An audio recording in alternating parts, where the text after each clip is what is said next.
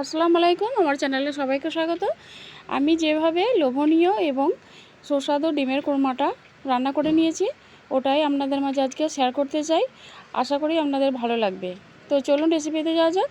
প্রথমে আমি এখানে একটা পানি গরম পাত্রে বসিয়ে দিয়েছি। এরপরে আমি এতে দিয়ে দিলাম 1 চামচ নুন। তো এতে আমি ডিমগুলো সেদ্ধ করে নেব। তো ডিমগুলো আমি এক এক করে এর মধ্যে দিয়ে দিলাম। তো এদিকে ডিমটা সেদ্ধ হতে থাক। এরপর আমি এদিকে একটা ফ্রাই প্যান বসিয়ে দিয়েছি।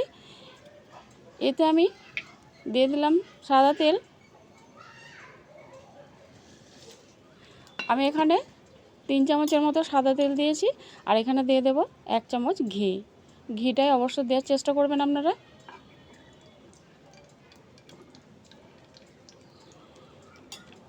তো এরপর আমি এখানে দিয়ে দেব 2টো বড় সাইজের কোচানো পেঁয়াজ। তো এটাকে আমি বেরেস্তা করে নেব।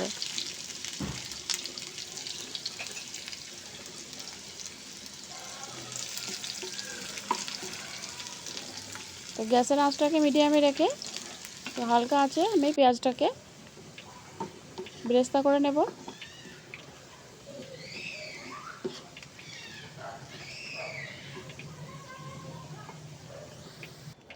তো এটা আমার হয়ে গেছে, দেখুন কত সুন্দর কালারটা এসেছে। তো এটা আমার হয়ে গেছে। এরপরে আমি এটাকে তুলে নেব। তো এটাকে তুলে নিয়েছি। এরপর আমি এর মধ্যে ডিমগুলোকে ভেজে নেব। তার জন্য আমি এখানে দিয়ে দিলাম অল্প একটু নুন আর সেদ্ধ করে রাখা ডিমগুলোর মধ্যে দিয়ে আমি ডিমগুলো ভেজে নেব।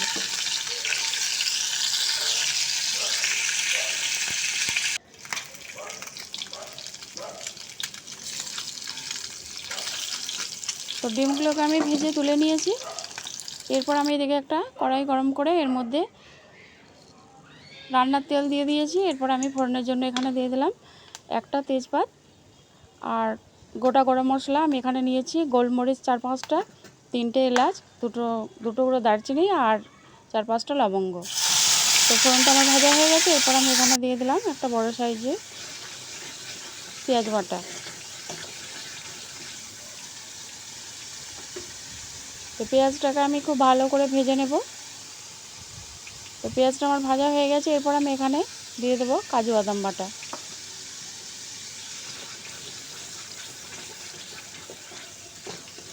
তো এটাকে আমি খুব ভালো করে কষিয়ে নেব।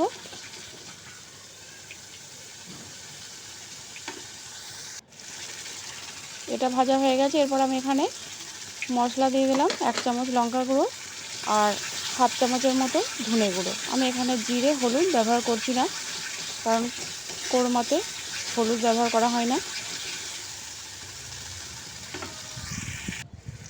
তো এটা আমি খুব ভালো করে কষিয়ে নিয়েছি মশলার সঙ্গে। এরপর আমি এখানে দিয়ে দিলাম 1 কাপ দুধ। আমি এখানে লিকুইড দুধ ব্যবহার করেছি। আমি এখানে 1 কাপ দুধ দিয়ে দিলাম। আর আপনারা যদি দই দেন তাহলে দুধটা দেবেন না, কারণ ছানা কেটে যেতে পারে। তো দুধটা দিয়ে আমি খুব ভালো করে ঘন করে নেব।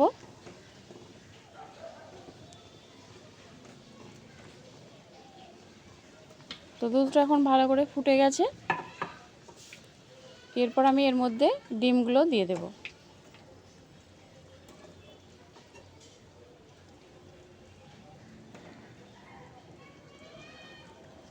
তো ডিমটা দিয়ে আমি আবারও খুব ভালো করে ফুটিয়ে নেব।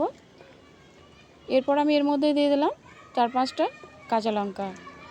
তো অবশ্যই করে কাঁচা লঙ্কার মুখগুলো একটু ফাটিয়ে নেবেন।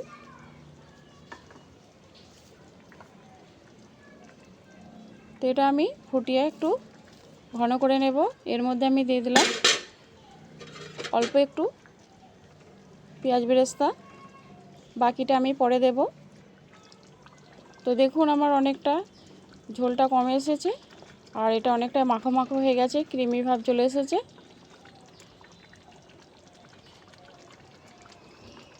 এরপর আমি এখানে দিয়ে দেবো 1 চামচ চিনি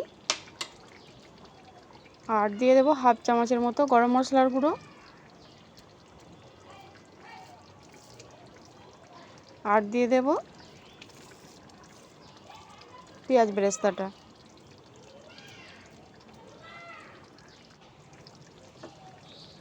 আর সবশেষে দিয়ে দেবো হাফ চামচ ঘি। তো এটা আমার প্রায় হয়ে গেছে। তো এই রেসিপিটা কেমন লেগেছে আপনারা অবশ্যই কমেন্টসে জানাবেন। আর যদি ভালো লেগে থাকে প্লিজ একটা লাইক দিবেন। আর যারা নতুন বন্ধু আমার ভিডিও দেখছেন তারা অবশ্যই আমার চ্যানেলটা সাবস্ক্রাইব করবেন।